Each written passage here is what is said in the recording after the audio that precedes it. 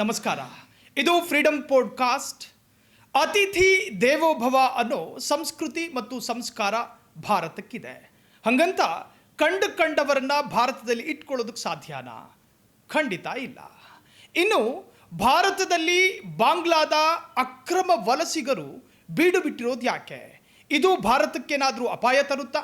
ಇನ್ನು ಕೇಂದ್ರದ ಇಂಟೆಲಿಜೆನ್ಸನ್ನು ನಿದ್ರೆಗೆ ಜಾರಿಸಿ ರಾಜ್ಯದ ಇಂಟೆಲಿಜೆನ್ಸ್ ಕಣ್ಣು ತಪ್ಪಿಸಿ ಭಾರತದಲ್ಲಿ ಈ ಬಾಂಗ್ಲಾ ಅಕ್ರಮ ವಲಸಿಗರು ಬೀಡು ಬಿಟ್ಟಿರೋದು ಯಾಕೆ? ಇದಕ್ಕೇನು ಪರಿಹಾರ ಇಲ್ವಾ? ಹಾಗಾದರೆ ಕೇಂದ್ರ ಸರ್ಕಾರ ಅವರನ್ನು ತಡೀತಿಲ್ಲ, ರಾಜ್ಯ ಸರ್ಕಾರ ಅವರನ್ನು ಪತ್ತೆ ಹಚ್ಚೋ ಕೆಲಸ ಮಾಡ್ತಾ ಇಲ್ಲ. ಹಾಗಾದರೆ ಇದಕ್ಕೆ ಪರಿಹಾರ ಏನು? ಇದಕ್ಕೇನಾದರೂ ಮದ್ದಿದೆಯಾ? ಹಾಗಾದರೆ ಅಕ್ರಮ ಬಾಂಗ್ಲಾ ವಲಸಿಗರನ್ನು ತಡೆಯೋದಕ್ಕೆ ಇರುವಂತಹ ಕಾನೂನು ಅಸ್ತ್ರ ಯಾವುದು? ಈ ಬಗ್ಗೆ ಮಾತನಾಡೋದಕ್ಕೆ ಜೊತೆಗೆ ಅಖಂಡ ಭಾರತದ ಸಂಕ್ಷಿಪ್ತ ವರದಿ ಜೊತೆಗೆ ಅಕ್ರಮ ಬಾಂಗ್ಲಾ ವಲಸಿಗರಿಂದ ಆಗ್ತಾ ಇರುವಂತಹ ಅಪಾಯ ಮತ್ತು ತೊಂದರೆ, ಅದಕ್ಕೆ ಇರಬಹುದಾದಂತಹ ಕಾನೂನು ಸೂತ್ರ, ಇವೆಲ್ಲದರ ಬಗ್ಗೆ ಮಾತನಾಡೋದಕ್ಕೆ ಇವತ್ತಿನ ಫ್ರೀಡಮ್ ಪಾಡ್ಕಾಸ್ಟ್ನಲ್ಲಿ ಹಿರಿಯ ಖ್ಯಾತ ವಕೀಲರಾದಂತಹ ದೊರೆರಾಜು ಇವತ್ತಿನ ಪಾಡ್ಕಾಸ್ಟ್ನಲ್ಲಿ ಜಾಯ್ನ್ ಆಗಿದ್ದಾರೆ. ತಮ್ಮನ್ನು ಆತ್ಮೀಯವಾಗಿ ಸ್ವಾಗತಿಸ್ತಾ ಇದ್ದೀನಿ ಸರ್. ನಮಸ್ಕಾರ ಸರ್. ಇಲ್ಲಿ ಅತಿಥಿ ದೇವೋಭವ ಇದೆ ಅಂದ ಮಾತ್ರಕ್ಕೆ ಕಂಡವರನ್ನು ಬಿಟ್ಕೊಡೋದಕ್ಕೇನು ಭಾರತ ಬಿಟ್ಟು ಬಿದ್ದಿದೆಯಾ ಸರ್? ನಮ್ಮ ಭಾರತ ದೇಶ ಅಖಂಡ ಭಾರತವಾಗಿತ್ತು. 18ನೇ ಶತಮಾನದಿಂದ ಈಚೆಗೆ ಬ್ರಿಟಿಷರು ನಡೆಸಿದ ಒಡೆದು ಆಳುವ ನೀತಿ, ಡಿವೈಡ್ ಆ್ಯಂಡ್ ರೂಲ್, ಆ ಕಾರಣಕ್ಕಾಗಿ ನಾವು ಅಫ್ಘಾನಿಸ್ತಾನ, ಪಾಕಿಸ್ತಾನ, ಬಾಂಗ್ಲಾದೇಶ, ಮಯನ್ಮಾರು, ಭೂತಾನ್, ನೇಪಾಳ್, ಶ್ರೀಲಂಕಾ, ಥಾಯ್ಲ್ಯಾಂಡ್, ಕಂಬೋಡಿಯಾ ಇತ್ಯಾದಿ ಎಲ್ಲ ಪ್ರದೇಶಗಳನ್ನು ಹಂತವಾಗಿ ಪ್ರತ್ಯೇಕವಾಗಿ ಮಾಡ್ಕೊಂಡ್ಬಿಟ್ವಿ. 1947ರಲ್ಲಿ ಸ್ವಾತಂತ್ರ್ಯ ಬಂದ ಸಂದರ್ಭದಲ್ಲಿ ಭಾರತಕ್ಕೆ ಬ್ರಿಟಿಷರು ಮಾಡಿದ ಕುತಂತ್ರಕ್ಕೆ ಬಲಿಯಾಗಿ ನಾವು ಪಾಕಿಸ್ತಾನ ಎಂಬ ಪ್ರತ್ಯೇಕ ರಾಷ್ಟ್ರವನ್ನು ನಿರ್ಮಿಸುವ ಅನ್ಫಾರ್ಚುನೇಟ್ ಒಂದು ಸ್ಥಿತಿಗೆ ಒಳಗಾದ್ವಿ. ಅದಾದ ನಂತರ 1971ರಲ್ಲಿ ಪಾಕಿಸ್ತಾನದ ಒಳಗಡೆ ಆಂತರಿಕ ಕ್ಷೋಭೆ, ದಂಗೆ, ಅತ್ಯಾಚಾರ, ಹತ್ಯೆಗಳು ಹೆಚ್ಚಾಗಿ ಸುಮಾರು 1 ಕೋಟಿ ಜನ ಬಾಂಗ್ಲಾದೇಶೀಯರು ಈಸ್ಟ್ ಪಾಕಿಸ್ತಾನ, ಪೂರ್ವ ಪಾಕಿಸ್ತಾನ ಜನ ನಮ್ಮ ದೇಶದ ಒಳಗಡೆ ಅಸ್ಸಾಂ, ತ್ರಿಪುರ ಮತ್ತು ಪಶ್ಚಿಮ ಬಂಗಾಳದ ಒಳಗಡೆ ಅಕ್ರಮವಾಗಿ ನುಸುಳಿದರು. 1 ಕೋಟಿಗಿಂತಲೂ ಹೆಚ್ಚು ಜನ. ಅಂದಿನ ಪ್ರಧಾನಿ ಶ್ರೀಮತಿ ಇಂದಿರಾ ಗಾಂಧಿ ಪ್ರಪ್ರಥಮ ಬಾರಿಗೆ ಭಾರತಕ್ಕೂ ಮತ್ತು ಪಾಕಿಸ್ತಾನಕ್ಕೂ ಅನೇಕ ಬಾರಿ ಗಡಿ ಸಂಘರ್ಷ ಆಗಿದೆ, ಕಾಶ್ಮೀರ ವಿಚಾರದಲ್ಲಿ ಗಲಾಟೆ ಆಗಿದೆ, ಬೇರೆ ಬೇರೆ ಸೈನಿಕ ಕಾರ್ಯಾಚರಣೆಗಳು ಆಗಿದೆ. ಆದರೆ ಪೂರ್ಣ ಪ್ರಮಾಣದ ಯುದ್ಧ 1971ರಲ್ಲಿ ಬಾಂಗ್ಲಾ ವಿಮೋಚನೆಗಾಗಿ ಭಾರತ ನಡೆಸಿದಂಥದ್ದು. ಆ ಸಂದರ್ಭದಲ್ಲಿ ಪಾಕಿಸ್ತಾನ ಶರಣಾಗತಿಯಾಗಿ ಬಾಂಗ್ಲಾದೇಶ ಅನ್ನತಕ್ಕಂಥ ಒಂದು ದೇಶ ಉದಯವಾಯಿತು. ಬಾಂಗ್ಲಾದೇಶ ಉದಯವಾದ ಮೇಲೆ ಆ ದೇಶಕ್ಕೆ ಬೇಕಾದಂತಹ ಪಾರ್ಲಿಮೆಂಟು, ಕೇಂದ್ರ ಸರ್ಕಾರದ ಕಚೇರಿಗಳು, ಪೋಸ್ಟ್ ಆಫೀಸ್ಗಳು, ರೈಲ್ವೆ ಲೈನ್ಸು, ರಸ್ತೆಗಳು, ಹೈವೇಗಳು ಇತ್ಯಾದಿ ಎಲ್ಲದಕ್ಕೂ ಸಹ ಭಾರತ ಸರ್ಕಾರ ಅಪಾರ ಪ್ರಮಾಣದ ಹಣಕಾಸಿನ ಸಹಾಯವನ್ನು ಮಾಡ್ತು. ಮತ್ತು ಪ್ರತಿಯೊಬ್ಬ ಭಾರತೀಯನ ಮೇಲೂ ಸಹ ತೆರಿಗೆಯನ್ನು ವಿಧಿಸ್ತು, ನಿರಾಶ್ರಿತರ ನಿಧಿಯನ್ನು ಸಂಗ್ರಹ ಮಾಡ್ತು, ಕೋಟಿಗಟ್ಟಲೆ ಹಣ ಕೊಡ್ತು.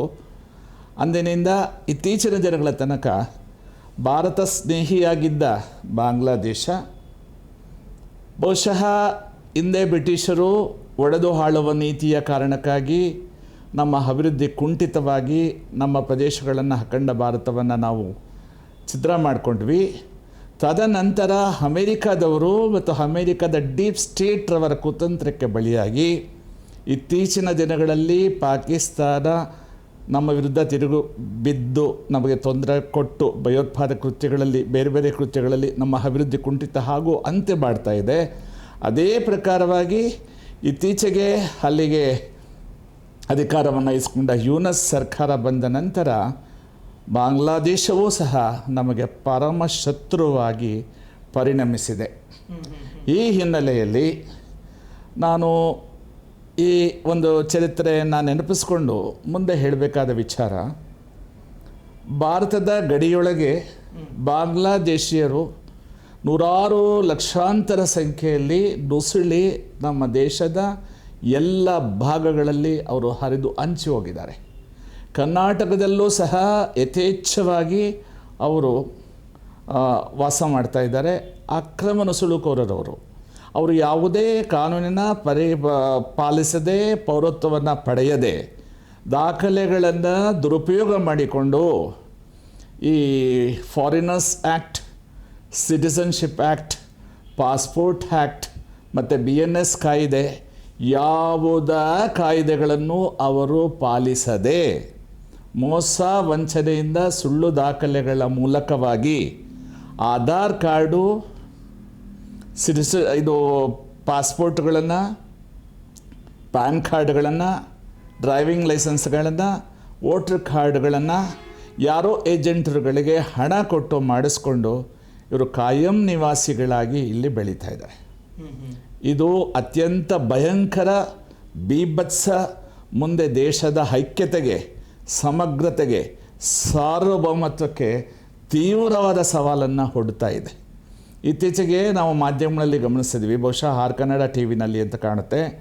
ಯಾವುದೋ ಒಂದು ಸ್ಥಳದಲ್ಲಿ ಹೋಗಿ ಇಂಟರ್ವ್ಯೂ ಮಾಡ್ತಿದ್ದಾಗ ಭಾರತ ಮಾತಾ ಕಿ ಜೈ ಅಂತ ಕೂಗಿದಾಗ ಅವರು ಜೈ ಬಾಂಗ್ಲಾದೇಶ್ ಅಂತ ಪ್ರತಿ ಘೋಷಣೆಯನ್ನು ಮಾಡಿದರು ಅಂತ ಹೇಳಿ ನಾವು ವಿಡಿಯೋಗಳಲ್ಲಿ ಗಮನಿಸಿದ್ದೀವಿ. ಇದು ದೇಶಕ್ಕೆ ಮಾರಕವಾದ ವಿಚಾರ. ಇವತ್ತು ಅವರ ಸಂಖ್ಯೆ ಹೇಗೆ ಸ್ಫೋಟ ಆಗ್ತಿದೆ ಅಂದರೆ, ಮುಂದಿನ ದಿನಗಳಲ್ಲಿ ಬೆಂಗಳೂರನ್ನು ಬಾಂಗ್ಲಾದೇಶ ಸೇರಿಸಿ ಅನ್ನತಕ್ಕಂಥ ಕೂಗನ್ನು ಹೆಬ್ಬರಿಸೋದ್ರಲ್ಲಿ ಆಶ್ಚರ್ಯವೇ ಇಲ್ಲ. ಇದಕ್ಕೆ ಒಂದು ಉದಾಹರಣೆ, ಇಸ್ರೇಲ್ ಬೆಳಗಿನಿಂದ ರಾತ್ರಿ ತನಕ ವರ್ಷಾನುಗಟ್ಟಲೆ 365 ದಿವಸ 24/7 ಗಂಟೆಗಳ ಅವಧಿಯಲ್ಲಿ ಬಾಂಬು ಬಂದೂಕುಗಳ ಮಧ್ಯೆ ಅವರು ಜೀವನ ನಡೆಸ್ತಾ ಇದ್ದಾರೆ. ಅಂತಹ ಪರಿಸ್ಥಿತಿ ಮುಂದೆ ಈ ನುಸುಳುಕೋರರ ತಡೆದೇ ಹೋದರೆ ನಾವು ಅದರ ಮಧ್ಯೆನೇ ಬದುಕಬೇಕಾದಂಥ ಅನಿವಾರ್ಯ ಪರಿಸ್ಥಿತಿ ಖಂಡಿತವಾಗೂ ಉದ್ಭವ ಆಗುತ್ತೆ. ಆದ್ದರಿಂದ ನೀವು ಕೇಳತಕ್ಕಂಥ ಪ್ರಶ್ನೆಗೆ ನನ್ನ ಉತ್ತರ, ಕಾನೂನು ಬಾಹಿರವಾಗಿ ದೇಶದ ಒಳಗೆ ನುಸುಳಿ ಬಂದಿರತಕ್ಕಂಥ ಎಲ್ಲ ಅಕ್ರಮ ನುಸುಳುಕೋರರನ್ನು ಕೂಡಲೇ ದೇಶದಿಂದ ಹೊರಗಡೆ ದಬ್ಬಬೇಕು. ಕೇಂದ್ರದ ಗೂಢಚಾರ ಇಲಾಖೆ, ರಾಜ್ಯದ ಗೂಢಚಾರ ಇಲಾಖೆ, ವಿದೇಶಾಂಗ ಇಲಾಖೆಗಳು ಈ passport act, citizenship act, foreigners act, ಈ BNS ಯಾರು ಜಾರಿಗೆಗೊಳಿಸಬೇಕಾದಂತಹ ಅಧಿಕಾರಸ್ಥರು, ಇಲಾಖೆಗಳು ಇದನ್ನು ಮಾಡದೆ ಅವರು ಸಹ ಘೋರವಾದ ಅಪರಾಧವನ್ನು ಮಾಡ್ತಾ ಇದ್ದಾರೆ. ಆದ್ದರಿಂದ ಇವರು ಎಲ್ಲೆಲ್ಲಿ ವಾಸ ಮಾಡ್ತಿದ್ದಾರೆ, ಏನೆಲ್ಲ ಮಾಡ್ತಿದ್ದಾರೆ, ಇದನ್ನು ಪತ್ತೆ ಹಚ್ಚಬೇಕಾಗಿದೆ. ಇವರು ಮಾಡ್ತಾ ಇರ್ತಕ್ಕಂಥ ಮಾದಕ ವಸ್ತುಗಳ ಸಾಗಾಣಿಕೆ, ಮಾರಾಟ, ಶಸ್ತ್ರಾಸ್ತ್ರಗಳ ಅಕ್ರಮವಾಗಿ ಅದನ್ನು ಹೊಂದ್ಕೊಳ್ಳೋದು, ಬಳಸ್ಕೊಳ್ಳೋದು, ಕೋಟಾ ನೋಟುಗಳನ್ನು ಚಲಾವಣೆಗೆ ತರತಕ್ಕಂಥದ್ದು, ಮತ್ತು ದೇಶ ವಿರೋಧಿ ಚಟುವಟಿಕೆಗಳು, ಹಿಂಸಾಚಾರಕ್ಕೆ ಬೇಕಾದಂತಹ ಎಲ್ಲ ಅನೈತಿಕ ಕೃತ್ಯಗಳಲ್ಲಿ ಇವರು ಭಾಗಿಯಾಗಿರೋದನ್ನು ನಾವು ಗಮನಿಸ್ತಾ ಇದ್ದೀವಿ. ನ್ಯಾಯಾಲಯಗಳಲ್ಲಿ, ವಿಶೇಷವಾಗಿ ಕ್ರಿಮಿನಲ್ ಕೋರ್ಟ್ಗಳಲ್ಲಿ ಕೇಸ್ಗಳು ಕರೆಯೋ ಸಂದರ್ಭದಲ್ಲಿ ನಾವು ನೋಡಿದ್ದೀವಿ, ಬಹುತೇಕ ಇಂಥ ಹೆಸರುಗಳೇ ಕೋರ್ಟಲ್ಲಿ ಕರೀತಾರೆ. ಅಂದಮೇಲೆ ಇವರ ಕಾರ್ಯಚಟುವಟಿಕೆ ಏನು ನಡೀತಿದೆ ಅನ್ನೋದನ್ನು ನಾವು ಅರ್ಥ ಮಾಡ್ಕೋಬೇಕು.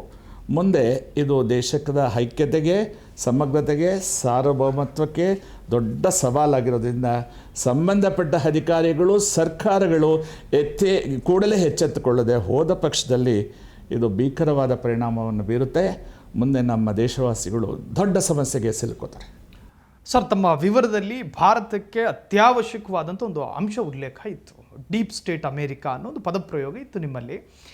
ನಾವು 7 ಭೂ ಗಡಿಯನ್ನು ಹಂಚಿಕೊಂಡಿದ್ದೀವಿ 7 ದೇಶದ ಜೊತೆಗೆ. ಜಗತ್ತಿನ 3ನೇ ಅತಿ ದೊಡ್ಡ ದೇಶವಾಗಿ ಹೊರಹೊಮ್ಮಬೇಕು ಅಂತ ಹೇಳಿ ನಾವು ಪರಿಶ್ರಮ ಪಡ್ತಾ ಇದ್ದೀವಿ. ಈ ಎಲ್ಲ ಪರಿಶ್ರಮದ ನೀಲಿ ಬ್ಲೂ ಪ್ರಿಂಟನ್ನು ಇಟ್ಕೊಂಡು ನಾವು ಮಾಡ್ತಿರೋದೇನು, ಗಡಿ ಭಾಗದಲ್ಲಿ ಅಕ್ರಮವಾಗಿ ಬರುತ್ತಿರುವವರನ್ನು ಬರೋದಕ್ಕೆ ಅವಕಾಶ ಮಾಡಿಕೊಡ್ತಾ ಇದೆ ನಮ್ಮ ಭಾರತ. ಇದರಲ್ಲಿ ನಿಮಗೆ ಅನಿಸೋದಿಲ್ಲ ಕೇಂದ್ರದ ವೈಫಲ್ಯ ಅಂತ ನಮಗೆ ಅನಿಸೋದಿಲ್ಲ? ನಮಗನ್ಸೋದು ಡೀಪ್ ಸ್ಟೇಟ್ ಅಮೇರಿಕಾದ ಕೆಲಸ ಇದರಲ್ಲಿ ಇರಬಹುದು ಅಂತ ಹೇಳಿ. ಸರಿ, ಅದಕ್ಕೂ ಇದಕ್ಕೆ ಏನು ಸಂಬಂಧ ಅಂತ ಹೇಳಿ, ಅಂದರೆ ಈ ಒಂದು ಡೀಪ್ ಸ್ಟೇಟ್ ಅಮೇರಿಕಾ ಹೆಂಗೆ ಇದರಲ್ಲಿ ಪಾತ್ರ ವಹಿಸುತ್ತೆ ಅನ್ನೋದು? ನೋಡಿ, ನಮ್ಮ ಭಾರತೀಯ ಸಂಸ್ಕೃತಿ ಇತಿಹಾಸಕ್ಕೆ ಸುಮಾರು 5,000 ವರ್ಷಗಳಿಗಿಂತಲೂ ಹೆಚ್ಚು ಇತಿಹಾಸ ಇದೆ. ನಾವು ಅತ್ಯಂತ ಪ್ರಬುದ್ಧರು ವಿಶ್ವಗುರುಗಳಾಗಿ ಪರಿಣಮಿಸ್ತೀವಿ. ಅತ್ಯಂತ ದೊಡ್ಡ ಪ್ರಮಾಣದ ಅಭಿವೃದ್ಧಿಯನ್ನು ನಾವು ಮಾಡ್ಕೋತೀವಿ. ಅದನ್ನು ತಪ್ಸೋಕ್ಕೋಸ್ಕರವಾಗಿ ಈ ವಿದೇಶಿ ಶಕ್ತಿಗಳು ಈ ಎಲ್ಲ ಕುತಂತ್ರಗಳನ್ನು ಮಾಡ್ತಾಯಿದೆ. ಅಮೇರಿಕಾದಲ್ಲಿರ್ತಕ್ಕಂಥ ಕೆಲವು ಗೂಢಾಚಾರ ಸಂಸ್ಥೆಗಳು ಅಲ್ಲಿನ ಅತ್ಯಂತ ಶ್ರೀಮಂತ ಉದ್ಯಮಿಗಳ ಜೊತೆಗೂಡಿ ಒಂದು ಡೀಪ್ ಸ್ಟೇಟ್ ಅನ್ನತಕ್ಕಂತಹ ಒಂದು ವಿಚಾರವನ್ನು ಅವರು ಇಂಟ್ರಡ್ಯೂಸ್ ಮಾಡಿ ಆ ಮೂಲಕ ಬಾಂಗ್ಲಾದೇಶಕ್ಕೆ ಮತ್ತು ಪಾಕಿಸ್ತಾನಕ್ಕೆ ಅವರು ಎಲ್ಲ ರೀತಿಯ ಸಹಕಾರಗಳನ್ನು ನೀಡಿ ಅವರನ್ನು ನಮ್ಮ ಮೇಲೆ ಎತ್ತುಕಟ್ಟಿ ನಮ್ಮ ಅಭಿವೃದ್ಧಿ ಕುಂಠಿತಗೊಳಿಸಿ 24 ಗಂಟೆಯೂ ನಾವು ಶಾಂತಿ ಮತ್ತು ಸುವ್ಯವಸ್ಥೆಯ ಸಮಸ್ಯೆಗಳಲ್ಲಿ ಸಿಲುಕಿ ಒದ್ದಾಡಬೇಕು ಅನ್ನಕ್ಕಂಥ ಕುತಂತ್ರ ಅವ್ರದ್ದಾಗಿದೆ. ಈ ವಿಚಾರ ಕೇಂದ್ರ ಸರ್ಕಾರದ ಪ್ರಧಾನಮಂತ್ರಿಗಳು ಗೃಹ ಮಂತ್ರಿಗಳಿಗೆ ಗೊತ್ತಿದೆ. ಅವರು ಈ ವಿಚಾರದಲ್ಲಿ ರಾಜಿ ಆಗಲ್ಲ. ಆದರೂ ಸಹ ಯಾತಕ್ಕಾಗಿ ಸಂಬಂಧಪಟ್ಟ ಕಾನೂನಿನ ಅಡಿಯಲ್ಲಿ ಈ ನುಸುಳುಕೋರರ ವಿರುದ್ಧ ಕ್ರಮ ಜರುಗಿಸಿ ಅವ್ರನ್ನ ಹೊರಗಡೆ ದಬ್ಬುತ್ತಾ ಇಲ್ಲ ಅನ್ನತಕ್ಕಂಥದ್ದು ಈಗ ದೊಡ್ಡ ಪ್ರಶ್ನಾರ್ಥಕ ಚಿಹ್ನೆಯಾಗಿ ನಮ್ಮ ಮುಂದೆ ಪರಿಣಮಿಸಿದೆ. ಸರ್, ಈಗಾಗಲೇ ಒಂದು ಅಂಕಿಅಂಶದ ಪ್ರಕಾರ 60 ಮಿಲಿಯನ್ ಅಕ್ರಮ ವಲಸಿಗರು ಭಾರತದಲ್ಲಿದ್ದಾರೆ. ಅದರಲ್ಲೂ ಕೂಡ ಬಾಂಗ್ಲಾದ ಅಕ್ರಮ ವಲಸಿಗರು ಅನ್ನೋದು. ಇನ್ನೊಂದು ವಾದ 1971ರಲ್ಲಿ ಏನೂ ಇಲ್ಲ ಅಂದರೂ ಒಂದು 80 ಲಕ್ಷ ಅಕ್ರಮ ವಲಸಿಗರು ಈ ಭಾರತ ಬಿಟ್ಟು ಹೋಗಿರಬಹುದು ಅನ್ನೋ ಶಂಕೆ, ಸಸ್ಪೆಕ್ಟೆಡ್ ಅಷ್ಟೇ. ಇನ್ನೂ ಕೂಡ ಎಲ್ಲೂ ಖಾತ್ರಿ ಇಲ್ಲ.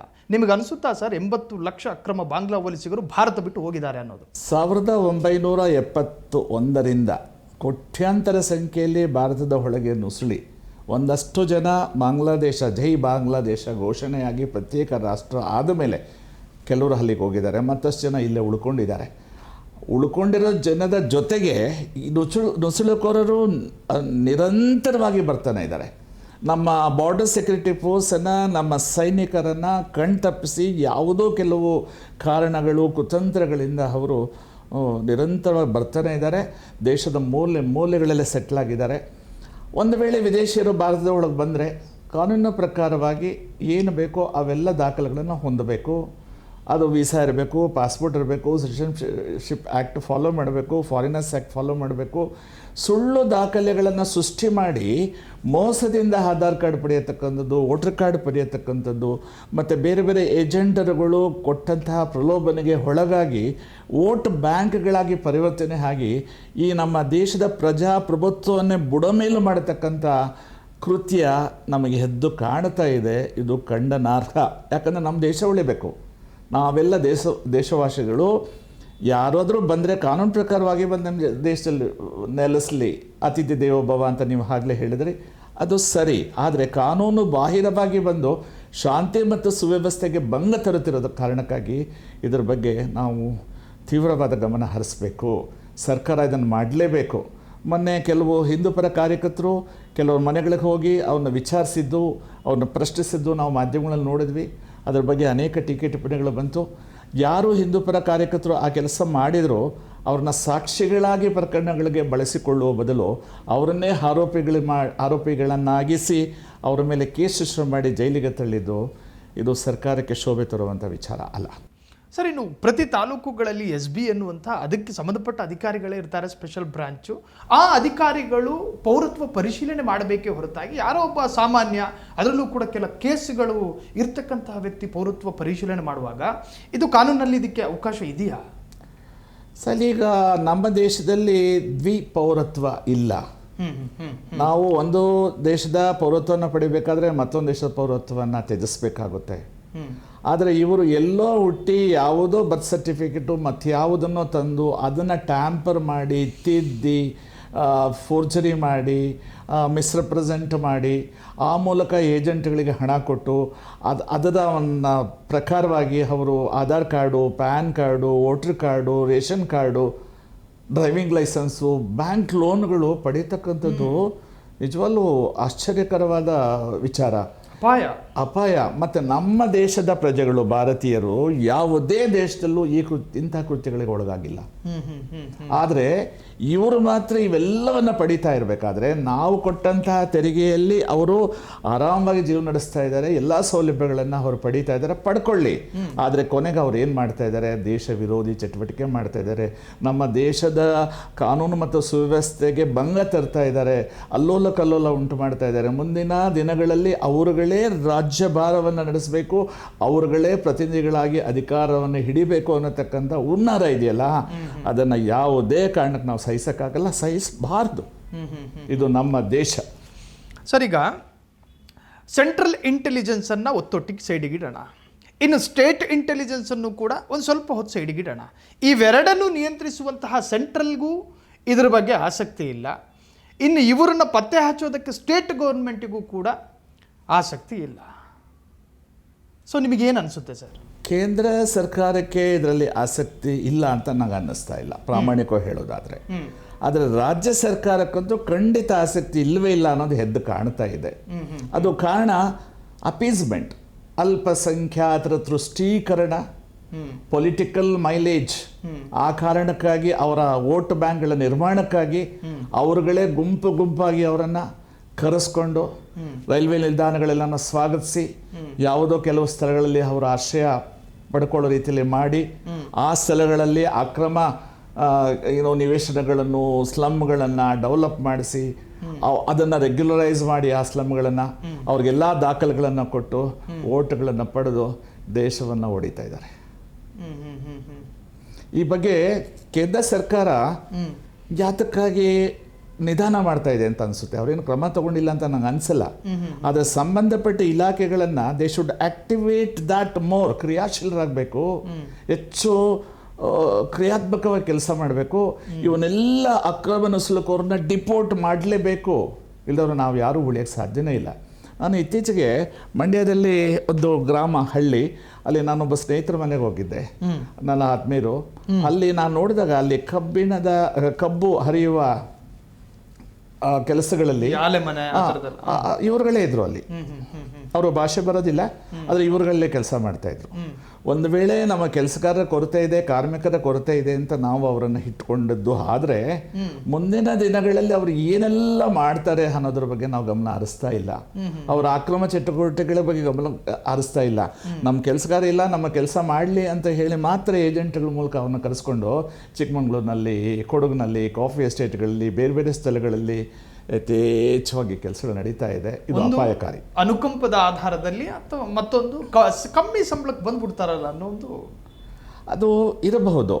ಈಗ ನಾವು ಏನು ಮಾಡಬೇಕು, ಮಾನವೀಯ ದೃಷ್ಟಿಯಿಂದ ಆಯಿತು, ಅವ್ರಿಗೇನು ಬೇಕೋ ಜಲ, ನೆಲ ಎಲ್ಲ ಸೌಲಭ್ಯಗಳನ್ನು ಪಡಿತಾ ಇದ್ದಾರೆ. ಒಂದಷ್ಟು ದಿವಸ ಕಾಲಾವಕಾಶ ಕೊಟ್ಟು ಅವ್ರಿಗೆಲ್ಲ ನೋಟಿಸ್ ಕೊಟ್ಟು ಕಾನೂನು ಕ್ರಮ ಜರುಗಿಸಿ ಅವ್ರನ್ನ ಅವ್ರ ದೇಶಕ್ಕೆ ವಾಪಸ್ ಕಳಿಸ್ಬೇಕು. ಉದಾಹರಣೆಗೆ ಅಮೆರಿಕಾದ ಸರ್, ಇಲಿಟ್ರೇಟ್ ಸಿವಿಲಿಯನ್ಸ್ ತೀರಾ ಕಡಿಮೆ ಇರುವಂತಹ ಅತ್ಯಂತ ಸಂಪದ್ಭರಿತ ಮತ್ತು ಮುಂದುವರಿದ ದೇಶ ಅಮೆರಿಕ. ಆ ಅಮೆರಿಕದಲ್ಲಿ ನನ್ನ ದೇಶದ ಒಳಗೆ ಅಮೆರಿಕನ್ಸ್ ಅಲ್ಲದೆ ಪರ ರಾಷ್ಟ್ರದ ಯಾವುದೇ ಅಕ್ರಮ ನಿವಾಸಿ ಇಲ್ಲಿ ಇರಕೂಡ್ದು ಅಂತ ಹೇಳಿ ಟ್ರಂಪ್ ನಿರ್ಧಾರ ಮಾಡಿ ಸುಮ್ಮನಾದ್ನ ಇಲ್ಲ. ಪ್ರತಿಯೊಬ್ಬರನ್ನ ಹುಡುಕಲಾಯಿತು, ಅವರು ಇದ್ದ ಶೆಡ್ಗೆ ಹೋಗಲಾಯಿತು, ಅವರನ್ನ ಕೈ ಕಾಲು ಕಟ್ಟಿ ಹಾಕಿ ಭಾರತದ ಪ್ರಜೆಯನ್ನು ಒಳಗೊಂಡು ಫ್ಲೈಟ್ ಮಾಡಿ ಕಳಿಸ್ಕೊಟ್ಟ. ಇದು ತುಂಬ ನಾವು ಯೋಚನೆ ಮಾಡಬೇಕಾಗಿರತಕ್ಕಂಥ ವಿಚಾರ ಸಾಯಿಲ್. ಕಾರಣ ಏನು ಅಂದರೆ, ಅಮೇರಿಕ ಅತ್ಯಂತ ಮುಂದುವರಿದ ರಾಷ್ಟ್ರ, ಜಗತ್ತಿನ ದೊಡ್ಡಣ್ಣ, ಮಾನವ ಹಕ್ಕುಗಳ ಬಗ್ಗೆ ದೊಡ್ಡ ಪ್ರತಿಪಾದನೆ ಮಾಡತಕ್ಕಂಥ ರಾಷ್ಟ್ರೀಯ ಅಂತಾರಾಷ್ಟ್ರೀಯ ಮಟ್ಟದ ಸಂಘಟನೆಗಳನ್ನು ನಡೆಸ್ತಾ ಇರ್ತಕ್ಕಂಥವ್ರು ಅವರು. ಅದಕ್ಕೆ ಹಣಕಾಸು ಸಹಾಯ ಮಾಡತಕ್ಕಂಥವ್ರು ಅಮೆರಿಕದವರು. ಅಷ್ಟೆಲ್ಲ ಇದ್ರೂ ಸಹ ಆ ದೇಶದ ಅಧ್ಯಕ್ಷ ಹೇಗೆ ನಡ್ಕೊಂಡ, ಯಾವ ರೀತಿ ಕೈ ಕಾಲುಗಳಿಗೆ ಸರಪಳಿಗಳನ್ನು ಹಾಕಿ ವಿಮಾನವನ್ನು ಹತ್ತಿಸಿ ವಲಸಿಗರನ್ನ ಹೇಗೆ ದೇಶದ ಹೊರಗಡೆ ದಬ್ಬದ, ಅವ್ರಿಗೆ ಹಣದ ಆಮಿಷ ತೋರಿಸ್ದ, ಭಯೋತ್ಪಾದನೆ ಮಾಡಿ ಬೆದರಿಕೆ ಆಗಿ ಹೋಗ್ಲೇಬೇಕು ಅಂತ ಹೇಳಿ ಓಡಿಸಿದ್ರು. ಅವ್ರಿಗೆ ಮಾನವ ಹಕ್ಕುಗಳು ಇಲ್ಲ. ಮಾನವ ಹಕ್ಕುಗಳಿಗಾಗಿ ಸದಾ ಅವರು ಆ ನೋಬೆಲ್ ಪ್ರಶಸ್ತಿ ಮತ್ತೊಂದು ಇನ್ನೊಂದ್ರ ಬಗ್ಗೆ ಮಾತಾಡೋರು, ಸಂಘಟನೆಗಳಿಗೆ ಬೆಂಬಲ ಕೊಡ್ತಕ್ಕಂಥ ಅಂತಹ ದೇಶದ ಅಧ್ಯಕ್ಷ ಈ ಮಟ್ಟಕ್ಕೆ ನಡ್ಕೋತಾನೆ. ಅವನು ಮಾನವೀಯತೆ ಇಲ್ಲ, ನಮ್ಮ ಮಾನವೀಯತೆ ಬೋಧನೆ ಮಾಡ್ತಾನೆ. ಪಾಕಿಸ್ತಾನಕ್ಕೆ ಪ್ರೇರಣೆ ಕೊಡ್ತಾನೆ, ಬಾಂಗ್ಲಾದೇಶ ಪ್ರೇರಣೆ ಕೊಡ್ತಾನೆ, ಬಾಂಗ್ಲಾದೇಶದನ್ನು ಹೆತ್ಕಡ್ತಾನೆ, ಮೊನ್ನೆಲ್ಲ ಶೋಭೆ ಮಾಡಿಸಿಯಾನೆ, ನೂರಾರು ಹತ್ಯೆಗಳೆಲ್ಲ ಆಗಿದೆ, ಎಷ್ಟೊಂದು ಜನರ ದೇಶ ಬಿಟ್ಟು ಓಡಿಸಿದ್ದಾರೆ. ಇದು ಅಮೆರಿಕ ಮಾಡ್ತಕ್ಕಂಥ ಕುತಂತ್ರ. ನಾವು ಬೆಳಿಬಾರ್ದು, ನಾವು ಜಗತ್ತಲ್ಲಿ ದೊಡ್ಡವರು ಆಗಬಾರ್ದು, ಅವ್ರದ್ದೇ ಸಾಮ್ರಾಜ್ಯ ಇರಬೇಕು. ಈ ಒಂದು ಕೆಟ್ಟ ದೃಷ್ಟಿಯಿಂದ ಅಮೆರಿಕ ನಿರಂತರವಾಗಿ ಶತಮಾನಗಳಿಂದ ನಮಗೆ ಈ ತೊಂದರೆ ಕೊಡ್ತಾ ಇದೆ.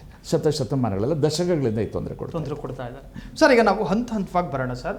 ಈ ಅಕ್ರಮ ನುಸುಳುಕೋರು, ನೀವು ಆಗಲೇ ಹೇಳ್ತಾ ಇದ್ರಿ, ಪಾಸ್ಪೋರ್ಟ್ ಆಕ್ಟ್ ನಲ್ಲಿ ಅಫೆನ್ಸ್ ಮಾಡ್ತಾರೆ, ಇನ್ನು ಫಾರಿನರ್ ಆಕ್ಟ್ ನಲ್ಲೂ ಕೂಡ ಅಫೆನ್ಸ್ ಮಾಡ್ತಾರೆ, ಇನ್ನು BNS ಸಂಹಿತೆಯಲ್ಲೂ ಕೂಡ ಇವರು ಅಪರಾಧ ಭಾಗಿಯಾಗ್ತಾರೆ. ಸರ್, ಈಗ ಪಾಸ್ಪೋರ್ಟ್ ಆಕ್ಟ್ ಅಲ್ಲಿ ಯಾವ ತರಹದ ಅಪರಾಧವೆಸಗಬಹುದು ಸರ್ ಇವರು? ಈಗ ಈ passport act, citizenship act, foreigners act ಒಂದಕ್ಕೊಂದು ಸಂಬಂಧಪಟ್ಟಿರ್ತಕ್ಕಂಥ ಕಾಯ್ದೆಗಳು. ಇವೆಲ್ಲವನ್ನ ಭಾರತ ಸರ್ಕಾರ ಕಾನೂನು ಪರಿಪಾಲನೆ ದೃಷ್ಟಿಯಿಂದ ರೂಪಿಸಿರ್ತಕ್ಕಂಥ ಕಾಯ್ದೆಗಳು. ಯಾವ ವಿದೇಶಿಯ ದೇಶದೊಳಗೆ ಹೇಗೆ ಬರಬೇಕು, ಅವನು ಹೇಗೆ ಸಿಟಿಜನ್ಶಿಪ್ ತಗೋಬೇಕು ಅಥವಾ ಹೇಗೆ ವಾಸ ಮಾಡಬೇಕು, ಅವನು ಹೇಗೆ ವೀಸಾ ಪಡಿಬೇಕು, ಅದು ಮುಗಿದ ನಂತರ ಅವನು ಹೇಗೆ ಹೋಗಬೇಕು, ಎಲ್ಲ ನಿಯಮಗಳು ಈ ಕಾಯ್ದೆಗಳಲ್ಲಿದೆ. ಈ ನುಸುಳುಕೋರರು ಎಲ್ಲ ಕಾಯ್ದೆಗಳ ಎಲ್ಲ ನಿಯಮಗಳನ್ನು ಉಲ್ಲಂಘನೆ ಮಾಡಿದ್ದಾರೆ. ಅದು ಶಿಕ್ಷಾರ್ಹ ಅಪರಾಧ. 2 ವರ್ಷದಿಂದ 7 ವರ್ಷದವರೆಗೆ ದಂಡಿಸಲ್ಪಡಬಹುದಾದ ಎಲ್ಲ ಕಾನೂನು ಬಾಹಿರ ಕೃತ್ಯಗಳನ್ನು ನುಸುಳುಕೋರರು ಮಾಡಿದ್ದಾರೆ. ಹೇಗೆ ಅಂತ ನೀವು ಕೇಳ್ತೀರಾ? ಈಗ ಒಂದು ಬಸ್ ಸರ್ಟಿಫಿಕೇಟ್ ಟ್ಯಾಂಪರ್ ಮಾಡ್ತಾರೆ, ಅದನ್ನ ಮಿಸ್ರೆಪ್ರೆಸೆಂಟ್ ಮಾಡ್ತಾರೆ, ಫಾಲ್ಸ್ ಡಿಕ್ಲರೇಷನ್ ಮಾಡ್ತಾರೆ, ಸರ್ಕಾರದಿಂದ ಆಧಾರ್ ಕಾರ್ಡ್ ಪಡಿತಾರೆ, ಪ್ಯಾನ್ ಕಾರ್ಡ್ ಪಡಿತಾರೆ, ಡ್ರೈವಿಂಗ್ ಲೈಸೆನ್ಸ್ ಪಡಿತಾರೆ, ವೋಟರ್ ಕಾರ್ಡ್ ಪಡಿತಾರೆ, ರೇಷನ್ ಕಾರ್ಡ್ ಪಡಿತಾರೆ, ಎಲ್ಲ ಸೌಲಭ್ಯಗಳನ್ನ ಮಜಾ ಉಡಾಯಿಸ್ತಾ ಇದ್ದಾರೆ. ಅವ್ರ ಕೊಡುಗೆ ಈ ದೇಶಕ್ಕೇನಿದೆ? ನಾವು ಹಿಂದೆ ಅಷ್ಟೆಲ್ಲ ತ್ಯಾಗ ಮಾಡಿ ಜೈ ಬಾಂಗ್ಲಾದೇಶ್ ಮಾಡಿ ಬಾಂಗ್ಲಾದೇಶವನ್ನು ನಿರ್ಮಾಣ ಮಾಡಿ ಕೊಟ್ಟವಲ್ಲ 1971ರಲ್ಲಿ. ಅದಕ್ಕೆ ಅವ್ರು ನಮ್ಗೆ ಕೊಟ್ಟಿರ್ತಕ್ಕಂಥ ಪ್ರತಿಫಲ ಏನು? ಮೊನ್ನೆ ನಡೆದಂಥ ದಂಗೆಗಳನ್ನು ನಾವೆಲ್ಲರೂ ನೋಡಿದ್ದೀವಿ ಮಾಧ್ಯಮಗಳಲ್ಲಿ. ಹೀಗಿರುವಾಗ ಮುಂದೆ ಇವರು ಏನು ಮಾಡಬಹುದು ಅನ್ನೋ ಕಲ್ಪನೆ ನಮಗೆ ಬರಬೇಕು. ಪ್ರಾಮಾಣಿಕವಾಗಿ ಅದನ್ನು ಹೆದರಿಸ್ತಕ್ಕಂಥ ಪ್ರಯತ್ನ ಈಗಲಿಂದ ಪ್ರಾರಂಭ ಮಾಡದೆ ಹೋದರೆ ಅದು ಕೈ ಮೀರಿಬಿಡುತ್ತೆ. 24 ಗಂಟೆ ನಮ್ಮ ದೇಶ ರಕ್ತಪಾತಗಳ ಮಧ್ಯೆ, ಬಾಂಬು ಬಂದೂಕುಗಳ ಮಧ್ಯೆ ನಾವು ಜೀವನ ನಡೆಸುವಂಥ ದಿನ ಮುಂದೆ ಬರಬಹುದು. ಅದಕ್ಕಾಗಿ ಈ ವಿಚಾರದಲ್ಲಿ ಸರ್ಕಾರ ಕೂಡಲೇ ಎಚ್ಚೆತ್ಕೋಬೇಕು, ಕಠಿಣವಾಗಿ ಕ್ರಮ ಕೈಗೊಳ್ಳಲೇಬೇಕು. ಅದು ರಾಜ್ಯ ಸರ್ಕಾರ ಆಗಿರಲಿ, ಕೇಂದ್ರ ಸರ್ಕಾರ ಆಗಿರಲಿ, ಕೇಂದ್ರ ಗೂಢಾಚಾರ ಇಲಾಖೆ ಆಗಲಿ, ರಾಜ್ಯ ಗೂಢಾಚಾರ ಇಲಾಖೆ ಆಗಲಿ, ಇನ್ಫಾರ್ಮೇಷನ್ IB ಆಗಿರಲಿ, ಎಲ್ಲ ಇಲಾಖೆಗಳು ಕೂತು ಚರ್ಚಿಸಿ ಇದರ ಬಗ್ಗೆ ಸಮಗ್ರವಾದ ಕ್ರಮ ಜಾರಿಗೊಳಿಸಬೇಕು. ಸರ್, ಇನ್ನು ಸ್ವಲ್ಪ ಹಿಂದಕ್ಕೆ ಹೋಗೋಣ ನಾವು. ಇಂದಿರಾ ಗಾಂಧಿಯ ಕಾಲಘಟ್ಟದಲ್ಲಿ ದಕ್ಷಿಣ ಪಾಕಿಸ್ತಾನ ಬಾಂಗ್ಲಾದ ಮೇಲೆ ನಡೆಸ್ತಾ ಇದ್ದಂತಹ ಓತಪ್ರೋತವಾದ ದಾಳಿ, ಎಡಬಿಡದೆ ನಿರಂತರವಾಗಿ ಬಾಂಗ್ಲಾದ ಮೇಲೆ ಆಕ್ರಮಣ ಮಾಡ್ತಾ ಇತ್ತು. ಆ ಸಂದರ್ಭದಲ್ಲಿ ಮಗುವಿಗೆ ಮೊಲೆ ಹಾಲು ಕೊಡ್ತಾ ಇದ್ದಂತಹ ತಾಯಿ ಮಗುನ್ ಬಿಸಾಕ್ ಹೋಗೋ ಪರಿಸ್ಥಿತಿ, ಅಂದರೆ ಪಾಕಿಸ್ತಾನದ ದೌರ್ಜನ್ಯವನ್ನು ಬಾಂಗ್ಲಾ ಅನುಭವಿಸ್ತಾ ಇತ್ತು. ಆ ಸಂದರ್ಭದಲ್ಲಿ ಭಾರತ ತೋರಿಸಿದ ಪ್ರೀತಿ, ಔದಾರ್ಯ, ಇವುಗಳ ಬಗ್ಗೆ ನೆನಪಿಸ್ಕೊಳ್ಳೋದಾದ್ರೆ ಸರ್? ನಿಜವಾಗ್ಲೂ ಇದನ್ನು ನಾನು ಆಗ ಹೈಸ್ಕೂಲಲ್ಲಿ ಓದ್ತಾ ಇದ್ದೆ 1971-72ರಲ್ಲಿ. ನಾನು ಕೆಲವೆಲ್ಲ ನಮ್ಮ ನಾಲೆಡ್ಜ್ಗೆ ಬಂದ ಹಾಗೆ ನಮ್ಮ ದೇಶದ ಅಂದಿನ ಪ್ರಧಾನಿ ಮತ್ತು ಪ್ರತಿಯೊಬ್ಬ ಭಾರತೀಯ ಕೊಟ್ಟಂತಹ ತೆರಿಗೆ, ನಿರಾಶ್ರಿತರ ನಿಧಿ, ಅದರಿಂದ ಅಭಿವೃದ್ಧಿ ಆದಂತಹ ಬಾಂಗ್ಲಾದೇಶ ಇವತ್ತು ನಮಗೆ ಎಷ್ಟು ಕಾಟ ಕೊಡ್ತಾ ಇದೆ, ನಮ್ಮ ನಿದ್ರೆಯನ್ನು ಎಷ್ಟು ಕೆಡಿಸ್ತಾ ಇದೆ. ನಮ್ಮ ಪ್ರಧಾನಮಂತ್ರಿಗಳು, ಗೃಹ ಮಂತ್ರಿಗಳು ಇತ್ಯಾದಿಗಳು ಯಾವ ರೀತಿ ಕ್ರಮ ಕೈಗೊಳ್ಳಬೇಕು ಅಂತ ಹೇಳಿ ನಿರಂತರವಾಗಿ ಯೋಚನೆ ಮಾಡ್ತಿದ್ದಾರೆ. ಇದನ್ನು ನಾವು ಬಹಳ ಗಂಭೀರವಾಗಿ ಮನಸ್ಸು ತಗೋಬೇಕು. ಸರ್, ಇನ್ನು ಕರ್ನಾಟಕದಲ್ಲಿ, ಅದರಲ್ಲೂ ಕೂಡ ಕರ್ನಾಟಕದ ರಾಜಧಾನಿ ಬೆಂಗಳೂರಲ್ಲಿ 2 ಲಕ್ಷಕ್ಕೂ ಹೆಚ್ಚು ಅಕ್ರಮ ಬಾಂಗ್ಲಾ ವಲಸಿಗರು ಇದ್ದಾರೆ ಅನ್ನೋದು ಖಾತ್ರಿ, ಮೇಲ್ನೋಟಕ್ಕಲ್ಲ, ಖಾತ್ರಿ. ಅಲ್ಲ, ಹೀಗಿದ್ರೂ ಕೂಡ ಯಾವುದೇ ಒಂದು ಅಧಿಕೃತವಾದಂತಹ ಸರ್ಕಾರದ ಸುತ್ತೋಲೆ ಈವರೆಗೂ ಪ್ರಕಟಗೊಂಡಿಲ್ಲ. ಇದು ತುಂಬ ಆಶ್ಚರ್ಯಕರವಾದ ವಿಚಾರ. ಈ ನಮ್ಮ ದೇಶದಲ್ಲಿ, ನಮ್ಮ ರಾಜ್ಯದಲ್ಲಿ ಈ ವಿಚಾರದಲ್ಲಿ ನಾವು ನಡೆದುಕೊಳ್ಳುವ ರೀತಿ ಜಗತ್ತಿನ ಯಾವ ರಾಷ್ಟ್ರಗಳು ಈ ರೀತಿ ಇಲ್ಲ. ಅವರೆಲ್ಲ ಆ ಕ್ಷಣ ಆ ಕೂಡಲೇ ಕಠಿಣ ಕ್ರಮ ತಗೊಳ್ತಾರೆ, ಇದನ್ನು ನಿಭಾಯಿಸ್ತಾರೆ. ಬಟ್ ನಾವು ನಿದ್ದೆ ಮಾಡ್ತಾ ಇದ್ದೀವಿ. ಪರಿಸ್ಥಿತಿ ಕೈ ಮೀರಿದ ಮೇಲೆ ನಿಯಂತ್ರಣ ಮಾಡಕ್ಕೆ ಹೋಗ್ತೀವಿ, ಆಗ ಮಾಡಕ್ಕೆ ಆಗಲಾರದು. ಅಷ್ಟೊತ್ತು ಸಂಖ್ಯೆ ಹೆಚ್ಚು ಬೆಳೆಯುತ್ತೆ, ಅಧಿಕಾರಸ್ಥರು ಜಾಸ್ತಿ ಬರ್ತಾರೆ. ನಾವು ನಮ್ಮ ದೇಶವನ್ನು ಹೇಗೆ ಉಳಿಸ್ಕೋತೀವಿ, ನಮ್ಮ ಪ್ರಜಾಪ್ರಭುತ್ವವನ್ನು ಹೇಗೆ ಉಳಿಸ್ಕೋತೀವಿ, ಇದು ತುಂಬ ವಿವರವಾಗಿ ಮಾತಾಡಬೇಕಾಗಿರ್ತಕ್ಕಂಥ ವಿಚಾರ. ಕೆಲವು ಸಲ ಇದ್ರ ಬಗ್ಗೆ ಟೀಕೆ ಟಿಪ್ಪಣಿಗಳು ಹೆಚ್ಚಾಗುತ್ತೆ. ಆದ್ದರಿಂದ ಹಿತಿಮಿತಿಲಿ ನಾವು ಇದನ್ನು ಸಾರ್ವಜನಿಕ ತಿಳಿಸುವಂಥ ಪ್ರಯತ್ನ ಮಾಡಬೇಕು. ಒಟ್ಟಲ್ಲಿ ಪ್ರತಿಯೊಬ್ಬರೂ ಸಹ ಇದ್ರ ಬಗ್ಗೆ ಗಂಭೀರವಾಗಿ ಯೋಚನೆ ಮಾಡಲಿ, ಕೂಡಲೇ ಕಾರ್ಯಪ್ರವೃತ್ತರಾಗಿ ಸರ್ಕಾರಿ ಇಲಾಖೆಗಳು ಎಲ್ಲರನ್ನ ಡಿಪೋರ್ಟ್ ಮಾಡಲೇಬೇಕು. ಕಾನೂನುಬದ್ಧವಾಗಿ ದಾಖಲೆಗಳನ್ನ ಹೊಂದಿರತಕ್ಕಂಥ ಜನಗಳನ್ನು ಬಿಟ್ಟು ನನಗನ್ಸೋ ಪ್ರಕಾರ 1 ಅಥವಾ 2% ಬಾಂಗ್ಲಾದೇಶಿಯರು ಸಹ ಸಮರ್ಥವಾದ ದಾಖಲೆಗಳನ್ನು ಇಟ್ಕೊಂಡಿಲ್ಲ. ಉಳಿದ ಅದೆಲ್ಲರೂ ಕಾನೂನು ಬಾಹಿರವಾಗಿ ಬಂದವರೇ, ನುಸುಳುಕೋರರೇ. ಹೆಸರು ಕೇಳಿದ್ರೆ ನಾವು ಅಸ್ಸಾಮಿ ಅಂತಾರೆ, ಹೆಸರು ಕೇಳಿದ್ರೆ ನಾವು ಅಗರ್ತಲಾ ತ್ರಿಪುರದವರು ಅಂತಾರೆ, ಹೆಸರು ಕೇಳಿದ್ರೆ ನಾವು ಇದು ಪಶ್ಚಿಮ ಬಂಗಾಳ ಕಲ್ಕಟ್ಟಾದವರು ಅಂತ ಹೇಳ್ತಾರೆ. ವಾಸ್ತವವಾಗಿ ಅವ್ರು ಯಾರೂ ಅಲ್ಲ, ಅಲ್ಲಿಂದ ಬಂದವರು ಯಾರೂ ಅಲ್ಲ. ಆ ಪ್ರದೇಶಗಳ ಹೆಸರುಗಳನ್ನು ಬಳಸ್ಕೊಂಡು ಅಲ್ಲಿನ ನಿವಾಸಿಗಳು ಅಂತ ಹೇಳಿ ಸುಳ್ಳು ಹೇಳಿ ಇಲ್ಲಿ ಅವರು ದಂಧೆ ಮಾಡ್ತಾ ಇದ್ದಾರೆ. ಸರ್, ಇದು ಮೊನ್ನೆ ದಿನ ಸದನದಲ್ಲಿ ಚರ್ಚೆ ಆಯಿತು. ಅಕ್ರಮ ಬಾಂಗ್ಲಾ ವಲಸಿಗರ ಬಗ್ಗೆ ಸರ್ಕಾರ ಈವರೆಗೂ ತೆಗೆದುಕೊಳ್ಳದೇ ಇರತಕ್ಕಂಥ ನಿರ್ಧಾರದ ವಿರುದ್ಧ ಬಿಜೆಪಿನ ಒಂದಷ್ಟು ಶಾಸಕರು ಮಾತನಾಡ್ತಾ ಇದ್ರು. ಅದರಲ್ಲಿ ಯತ್ನಾಳ್ ಮಾತನಾಡಿದ್ದು ಕೂಡ ನೀವು ಗಮನಿಸಿರ್ತೀರಿ.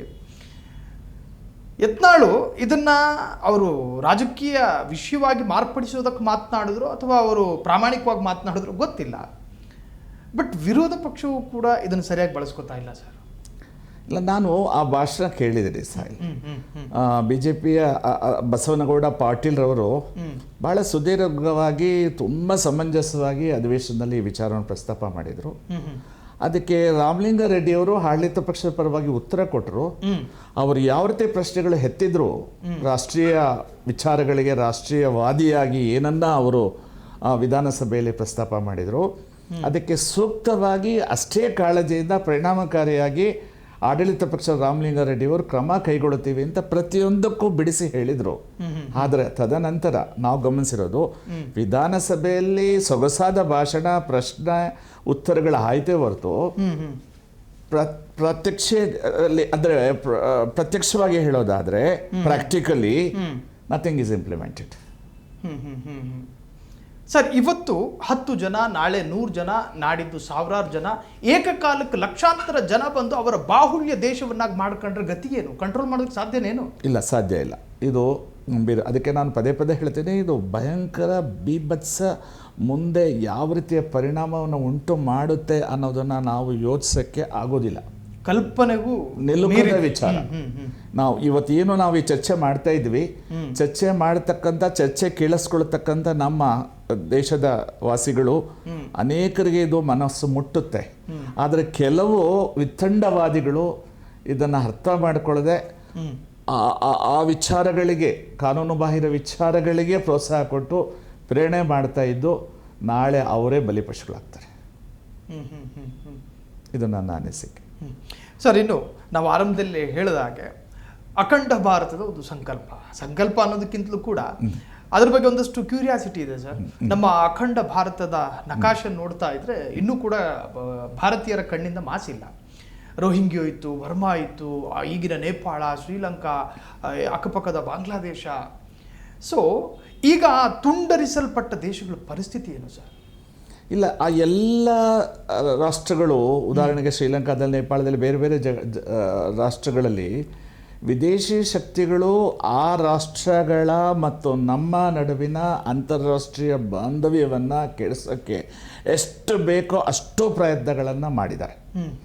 ಆದರೂ ಸಹ ನಮ್ಮ ಬಾಂಧವ್ಯ ವಿದೇಶಾಂಗ ನೀತಿಯಿಂದ ಪ್ರಧಾನಮಂತ್ರಿಗಳು ಇತರರು ಅದನ್ನು ಹೇಗೋ ಹಾಗೂ ಹೀಗೋ ನಿಭಾಯಿಸ್ಕೊಂಡು ಬರ್ತಾ ಇದ್ದಾರೆ. ಅದು ಅಂತಹ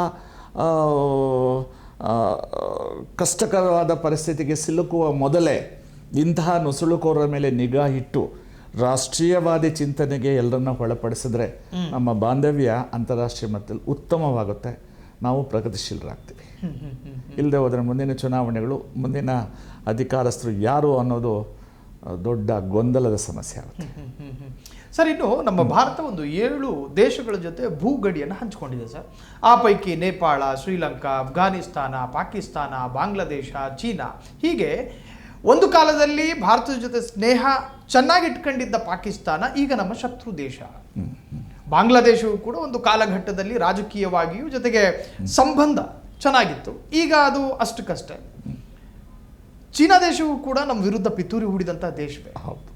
ಹಾಗಂತ ಕೇವಲ ಬಾಂಗ್ಲಾ ಮತ್ತು ಪಾಕಿಸ್ತಾನದ ಗಡಿ ಮಾತ್ರ ಸೂಕ್ಷ್ಮನ, ಅಥವಾ ಈಗ ನಾವು ಚೆನ್ನಾಗಿರುವಂತಹ ಚೀನಾವು ಕೂಡ ಒಂದು ಕಾಲಕ್ಕೆ ಅದು ಆತಂಕ ಆಗಬಹುದಾ? ಅಲ್ಲ, ನಮ್ಮ ಎಲ್ಲ ಅಂತಾರಾಷ್ಟ್ರೀಯ ಗಡಿಗಳನ್ನು ನಾವು ರಕ್ಷಣೆ ಮಾಡಿಕೊಳ್ಳಲೇಬೇಕು. ಅವರು ನಮ್ಮ ಸ್ನೇಹಿತರು, ಶತ್ರುಗಳು, ಅದು ಬೇರೆ ವಿಚಾರ. ಅವರು ಏನೇ ಚಟುವಟಿಕೆಗಳು ಮಾಡಿ ವಿಧ್ವಂಸಕ ಕೃತ್ಯಗಳನ್ನು ನಮ್ಮ ಮೇಲೆ ನಡೆಸ್ತಾ ಇದ್ದು ನಾವು ಬಹುತೇಕ ನಮ್ಮ ಆದಾಯಗಳನ್ನು ಇತ್ಯಾದಿ ಎಲ್ಲ ವಿಚಾರಗಳನ್ನು ಭಯೋತ್ಪಾದಕರನ್ನು ನಿಗ್ರಹಿಸುವ ವಿಚಾರದಲ್ಲೇ ನಾವು ಕಳೀತಾ ಇದ್ದೀವಿ ಕಳೆದ 20-30 ವರ್ಷಗಳಿಂದ. ಅದೇ ರೀತಿ ಇತರ ರಾಷ್ಟ್ರಗಳು ಇತ್ತೀಚೆಗೆ ಚೀನಾ ಮತ್ತು ಭಾರತ ಸಂಬಂಧ ಸುಧಾರಿಸಿದೆ ಅಂತ ನಾವು ಗಮನಿಸ್ತಾ ಇದ್ದೀವಿ. ಬಟ್ ಅದು ಸುಧಾರಿಸುತ್ತೋ ಬಿಡುತ್ತೋ ನಮ್ಮ ಎಚ್ಚರಿಕೆಯಲ್ಲಿ ನಮ್ಮ ರಾಷ್ಟ್ರೀಯವಾದಿಗಳು ಅದರ ಬಗ್ಗೆ ಯೋಚನೆ ಮಾಡಲೇಬೇಕು. ಆದರೆ ಯಾವುದೇ ಕಾರಣಕ್ಕೂ ಒಂದು ವೇಳೆ ಪಾಕಿಸ್ತಾನದವ್ರು ಏನು ಮಾಡ್ತಾರೆ ನಮಗೆ ಎದ್ದು ಕಾಣ್ತಾ ಇದೆ, ಆದರೆ ಬಾಂಗ್ಲಾದೇಶವ್ರು ಏನು ಮಾಡ್ತಾರೆ ನಮಗೆ ಕಾಣ್ತಾನೇ ಇಲ್ಲ. ಪಾಕಿಸ್ತಾನಿಯರಿಗಿನ್ನ ಹೆಚ್ಚು ಪ್ರಮಾಣದ ಹಿಂಸಾಚಾರ ಅವ್ರು ಮಾಡ್ತಾ ಇದ್ದಾರೆ, ತೊಂದರೆ ನಮಗೆ ಕೊಡ್ತಾ ಇದ್ದಾರೆ. ಅದನ್ನು ನಾವು ಸರಿಯಾಗಿ ತಗೊಳ್ತಾ ಇಲ್ಲ, ಸರಿಯಾಗಿ ನಿಯಂತ್ರಿಸ್ತಾ ಇಲ್ಲ.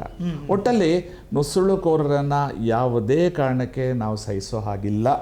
ಕಾನೂನು ಬಾಹಿರವಾಗಿ ಬಂದಿರತಕ್ಕಂಥ ಎಲ್ಲ ನುಸುಳುಕೋರರು ಯಾವುದೇ ದೇಶದವರಾಗಿರಲಿ ಅವರನ್ನು ಹೊರಗಡೆ ದಬ್ಬಿದ್ರೆ ಮಾತ್ರ ನಾವು ಉಳ್ಕೋತೀವಿ. ಇಲ್ಲಾಂದ್ರೆ ನಮ್ಮ ಎಲ್ಲ ಯುವಕರು ಮಾದಕ ವ್ಯಸನಿಗಳಾಗ್ಬಿಡ್ತಾರೆ. ನಮ್ಮ ಯುವಕರ ಒಂದು ಪ್ರತಿಭೆಗಳು ಹೆಚ್ಚು ಕಮ್ಮಿ ಆಗುತ್ತೆ, ದೇಶದ ಅಭಿವೃದ್ಧಿಗೆ ದೊಡ್ಡ ಕಂಟಕ ಆಗುತ್ತೆ.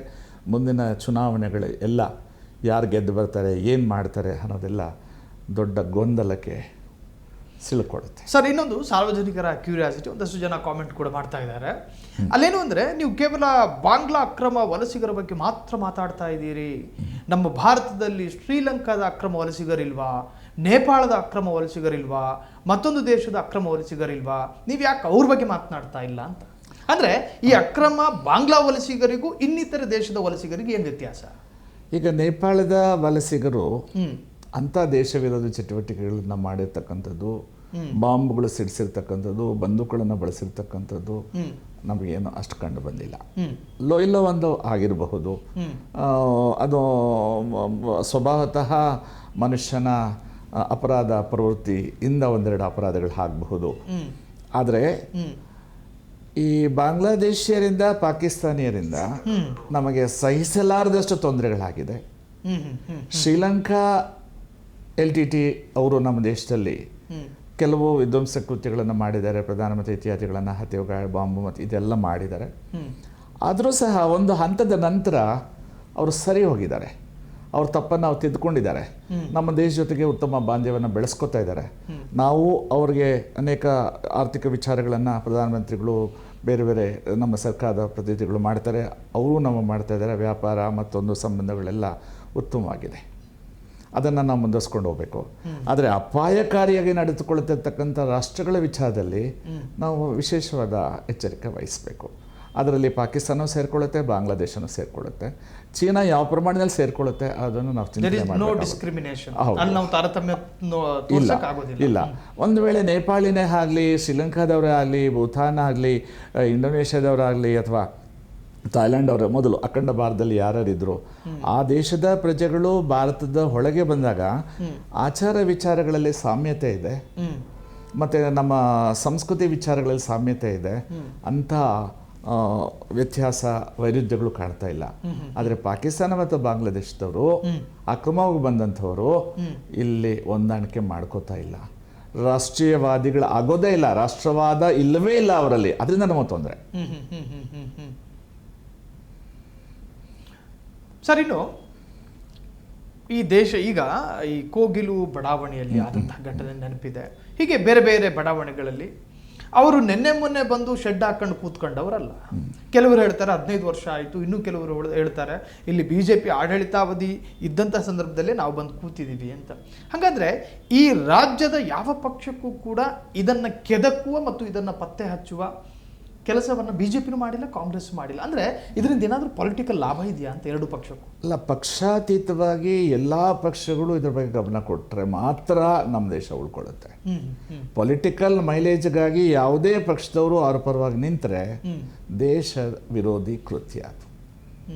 ಇವತ್ತಲ್ಲ ನಾಳೆ ಅದು ದೊಡ್ಡ ಕಂಟಕಕ್ಕೆ ನಮ್ಮನ್ನು ದೂಡುತ್ತೆ.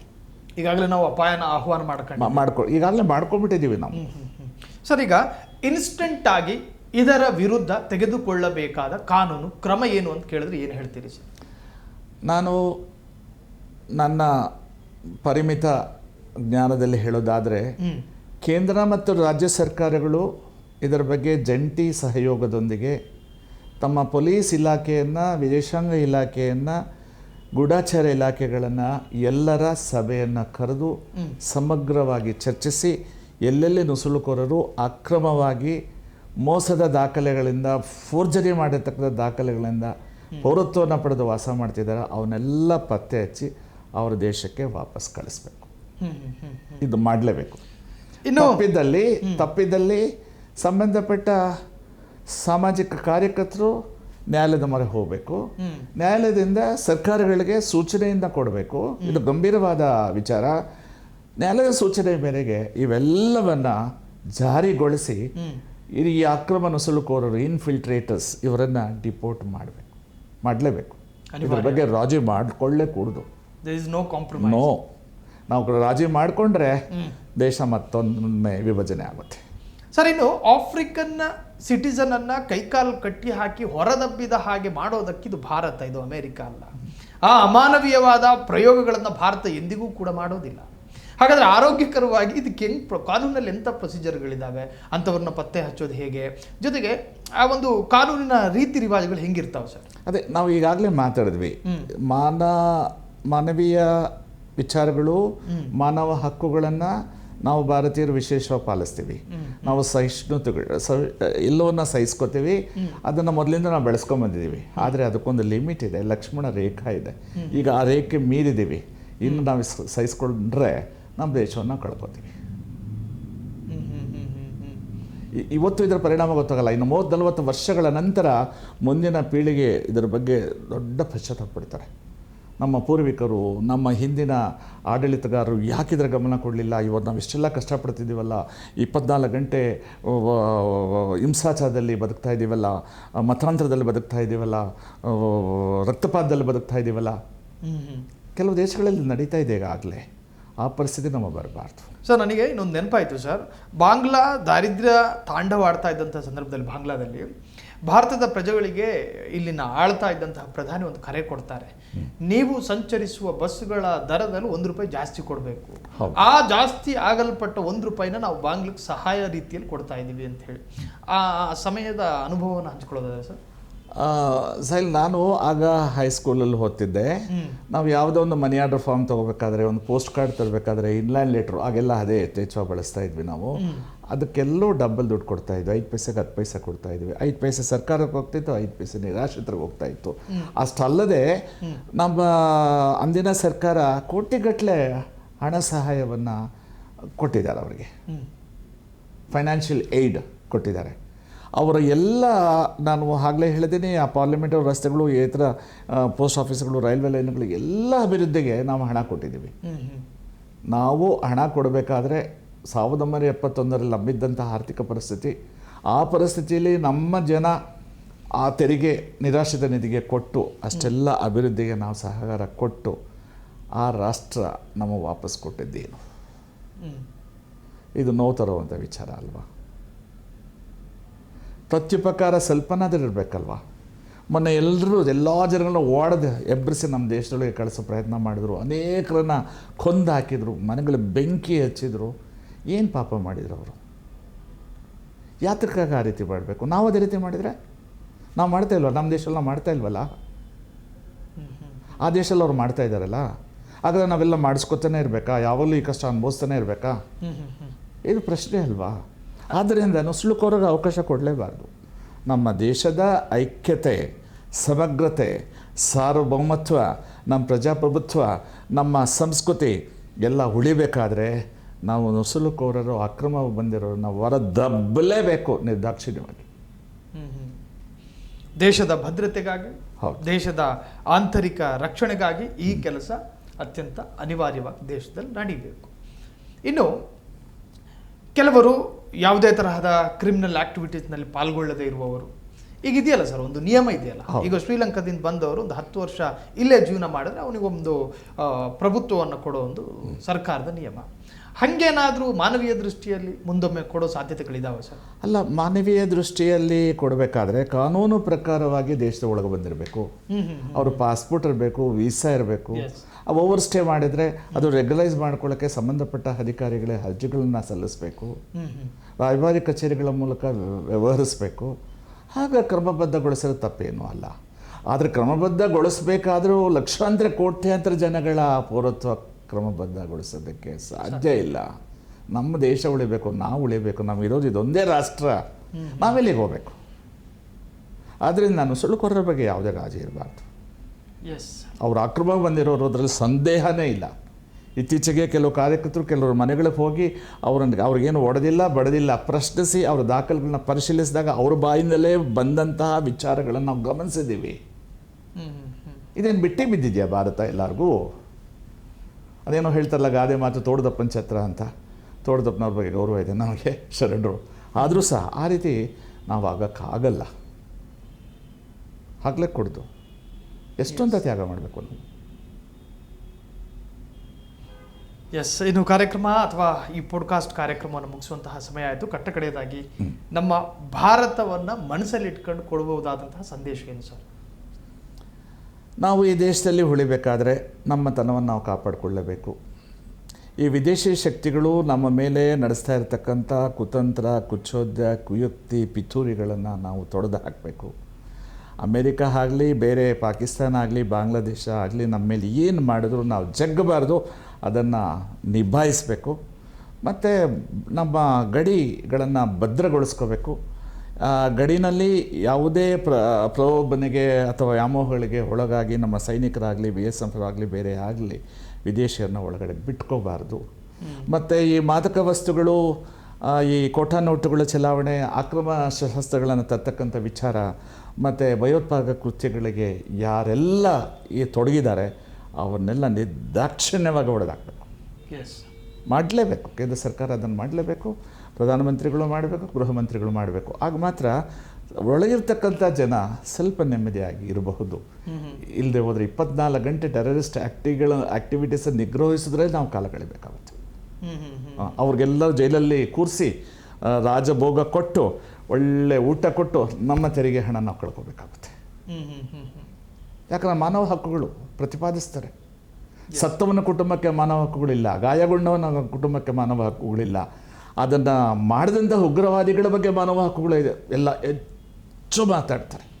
ನಾವು ನೋಡ್ತಾನೆ ಬರ್ತಾ ಇದ್ದೀವಿ. ಕಸಬಿಂದ ಹಿಡಿದು ಬೇರೆ ಬೇರೆ ಎಲ್ಲ ಭಯೋತ್ಪಾದಕರ ವಿಚಾರಗಳಲ್ಲೂ ಅದನ್ನು ನಾವು ಗಮನಿಸಿದ್ದೀವಿ. ನ್ಯಾಯಾಲಯಗಳಲ್ಲೂ ಸಹ ಅವರಿಗೆ ಮಾನವ ಹಕ್ಕುಗಳು ಅಂತ ಹೇಳಿ ಸೌಲಭ್ಯಗಳನ್ನು ಕೊಡಿ ಅಂತ ಹೇಳ್ತಾರೆ. ಇಷ್ಟು ಜನ ಕೊಂದಾಗ್ದವ್ರಿಗೆ ಯಾಕೆ ನಾವು ಸೌಲಭ್ಯ ಕೊಡಬೇಕು? ನಮ್ಮ ದೇಶದ ಮೇಲೆ ಯುದ್ಧ ಮಾಡಿದವ್ರಿಗೆ ಯಾಕೆ ಸೌಲಭ್ಯ ಕೊಡಬೇಕು? ಆ ಮಾನವೀಯತೆ ಅನ್ನೋ ಕಾರಣಕ್ಕಾಗಿ ಇಷ್ಟೆಲ್ಲ ಮಾಡಬೇಕಾ ನಾವು? ಅದರಲ್ಲಿ ಏನಿದೆ ಅರ್ಥ? ಬೇರೆ ಯಾವ ದೇಶನೂ ತಡ್ಕೊಳ್ಳಲ್ಲ, ನಾವು ಮಾತ್ರ ತಡ್ಕೋತಿದ್ದೀವಿ. ಲಿಟ್ರಲಿ ನಾವು ಮನೆ ಕಟ್ತೀವಿ. ಆ ಮನೆಯ ಆವರಣದಲ್ಲಿರುವ ತೆಂಗಿನ ಮರದ ಮೇಲೆ ಕಾಣಿಸುವ ಎಳ್ನೀರು ಕೆಳಗೆ ಬಿದ್ದರೂ ಕೂಡ ಪರರು ಬಂದು ಕತ್ಕೊಂಡು ಹೋಗಬಾರ್ದು ಅನ್ನೋ ಕಾರಣಕ್ಕೆ ಇರೋ ಇಟ್ಟಿಗೆ ಫ್ಯಾಕ್ಟ್ರಿಯಲ್ಲಿ ಅತಿ ಗಟ್ಟಿ ಇಟ್ಟಿಗೆನ ಯಾರು ತಯಾರಿಸ್ತಾರೋ ಅಲ್ಲಿಂದ ತಗೊಬಂದು ಕಾಂಪೌಂಡ್ ಕಟ್ತೀವಿ. ನಮ್ಮ ಮನೆ ಉಳಿಬೇಕು, ನಮ್ಮ ಮನೆಯ ತೆಂಗಿನ ಮರ ಅಥವಾ ತೆಂಗಿನಕಾಯಿ ಉಳಿಬೇಕು. ಆದರೆ ದೇಶದ ಗಡಿ ಭಾಗ ಅಷ್ಟೇ ಭದ್ರವಾಗಿರಬೇಕು. ಇವತ್ತು 100 ಜನ ಬಂದಿದ್ದಾರೆ, ನಾಳೆ ಅವರು 1000 ಜನ ಆಗ್ತಾರೆ, ನಾಡಿದ್ದು ಏಕಾಏಕಿ ಲಕ್ಷಾಂತರ ಜನ ಆದರೆ ನಮ್ಮ ದೇಶವನ್ನು ಕಾಯೋದು ಯಾವಾಗ? ಜೊತೆಗೆ ಈ ನುಸುಳುಕೋರರನ್ನು ತಡೆಯೋದು ಯಾವಾಗ?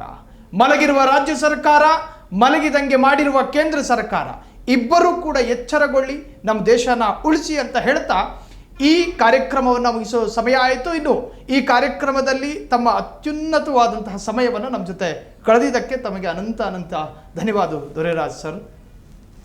ಸೊ ಮುಂದಿನ ಸಂಚಿಕೆಯಲ್ಲಿ ಮತ್ತೊಂದು ಅತಿಥಿಯೊಂದಿಗೆ ನಿಮ್ಮನ್ನು ಭೇಟಿ ಆಗ್ತೀನಿ. ಅಲ್ಲಿವರೆಗೂ ನೋಡ್ತಾ ಇರಿ ಫ್ರೀಡಮ್ ಟಿವಿ. ನಮಸ್ಕಾರ.